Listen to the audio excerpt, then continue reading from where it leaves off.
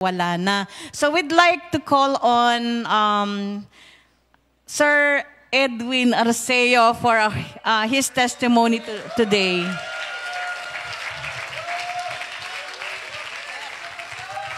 Nasir ako bigla. Akala ko hanggang Tito Edwin pa lang ako ngayon.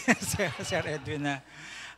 Okay, kaya po ako nandito sa harap ninyo kasi na-requestan po akong mag-testify sa inyo on how I used itong ating yung share ka na ba na ano po natin na booklet. Mangyari po kasi nung a few weeks ago, nagkasama-sama po yung mga ngalakal dito sa church. Yung mga traders. Tama naman po. Ano. At nagsama po kami sa isang ka-churchmates din po natin. At inabot po kami ng madaling araw doon sa lugar. So pag ganyan po, inaabot kami ng madaling araw, hindi naman po accessible yung lugar sa pag-commute. So napilitan po ako mag-taxi pa uwi. At sa katulad din po nung madaling araw na. So medyo nakikinig po kasi yung nanonood po yung driver sa cellphone niya ng isang palabas sa YouTube. Ang title ay Tatlong Sundalo at Aswang. Kaya actually pastor, kaya ako siya tinanong tuloy, Manong, ano yung pinanonood mo? Kasi hindi ka ba natatakot sa pinanonood mo? Kasi alas 3 na ng madaling araw ito. Siyempre ako, hindi naman sa kinakabahan, pero parang na-curious naman ako kung bakit po siya nanonood nito. So kung tinanong ko siya, hindi naman siya makasagot, pero parang parang curious lang daw siya. Nabutan ko pa namang part ni isa-isa na yung category ng mga aswang, may ganito daw aswang, ganyan. So, pero hindi naman dahil po ako natatakot dahil sa pinanonood niya kung bakit ko siya nasiran ng share ka na ba. Kasi sure ka na ba? Nakaka-stress po palang tumayo rito talaga. Sana po. Kaya ako pa napapagpalit-palit yan. So, gustong-gusto ko po talagang mag-share nitong ating track.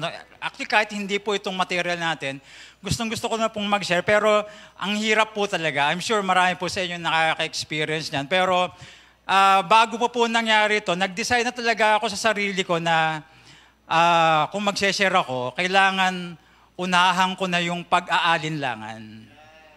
Kasi pag nag-isip-isip pa ako kung paano ko ba siya sharean, kung ano-ano na yung maisip ko, mag-overthink na ako, nag-e-end up, hindi ko siya na-sharean. Kasi baka kung ano pa yung maisip mo, mahihiyaan, paano ko ba umpisahan? Pero ito, dahil nga nanonood po siya nung tungkol sa aswang, so tinanong ko siya, Manong, ba't ka nanonood? So hindi rin niya mapailawan bakit siya nanonood. Sabi ko, sigurado ka ba kung mamamatay ka ngayon? Alam mo kung saan ka pupunta? Napunta ako bigla doon. At sabi niya sa akin, base po sa aking paniniwala, opo, makakarating daw siya sa langit, makakapasok daw. Pangalan po niya ay si Mang Salvador. So, Salvador, Savior. No? Ayun. At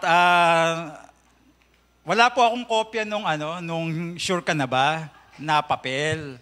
Pero a few days or ilang araw bago po nakita ko po doon sa Facebook page ng ating church na pinost nila yung sure ka na ba.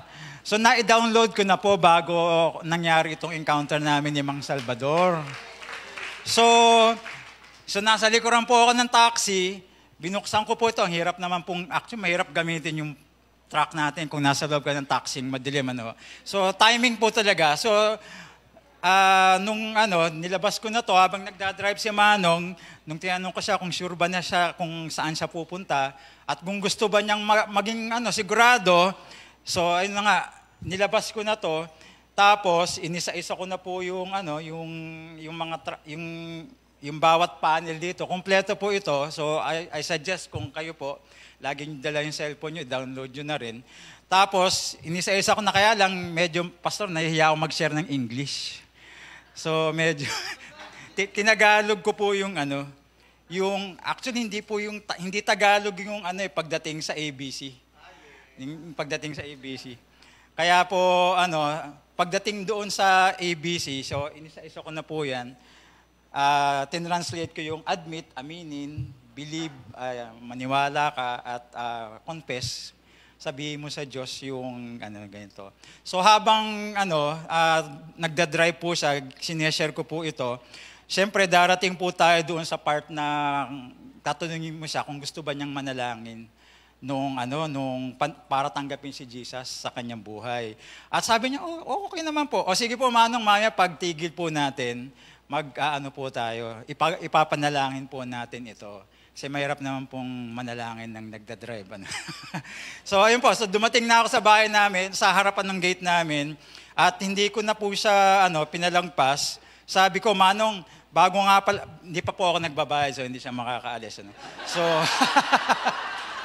So nilabas, Manong, ito po yung ipapag-pray po natin. So actually, sinare ko muna sa kanya kung ano yung prayer. Kasi ayoko naman po nung parang hindi niya, pag mapipilitan lang siya na sumunod sa akin kung hindi niya narinig yun. So sinabi ko, ganito po yung papanalangin namin. Ganun ba? O sige, ipasa mo na lang sa cellphone ko yan. So hindi ko naman po alam paano gagawin yun kasi hindi pa naman kami friends anywhere. So hindi po Manong kasi kailangan po natin gawin ito ngayon. Kasi baka po hindi na tayo magkita or hindi ko rin po alam paano maipapadala sa inyo to. So ito po yung papanalangin natin. So, ganoon nga po. So pinaliwanag ko sa kanya, gusto niyo po bang ipanalangin ito? O sige, panalangin natin. So yun, nagpray po kami at sumunod naman po siya. At kaya po ako nandito na nagpapasalamat sa Panginoon dahil alam ko na meron po tayong naitanim na seed sa kanyang buhay nung araw na yun, nung oras na yun. At dahil nga po sa tuwa ako, kasi bihira po ako talagang makapag-share. Actually ito po, 2 taxi driver na po yung nasirang ko nitong ating share ka na ba? Kasi yun nga sabi kanin, sure ka na ba? Sure ka na ba? Sabi, nag-share ka na ba? Kasi i-stress po talaga.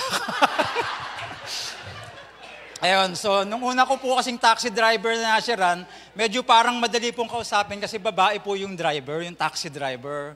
So, nagkataon, natabihan ko siya, pamilya ko nasa likuran.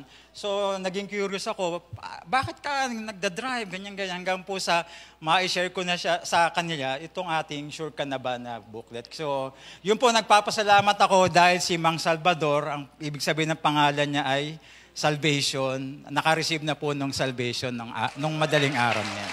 Salamat po. Yes.